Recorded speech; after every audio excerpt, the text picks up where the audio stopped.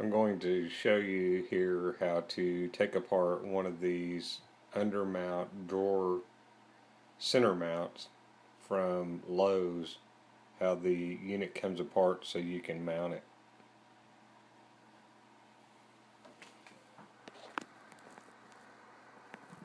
First of all, you have to start with the unit fully closed, like it comes out of that package, where it's all even on each end, as you can see here.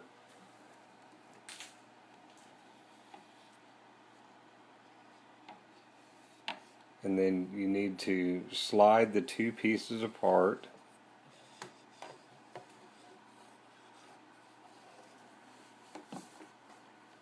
And then it gets hard to pull apart when it stops. Then you need to back up the part in the middle, but don't back it up so far as to cover up this bearing plate. Push down on this bearing plate with your thumb and then pull the two pieces apart firmly, all in one motion. And that's how it's done.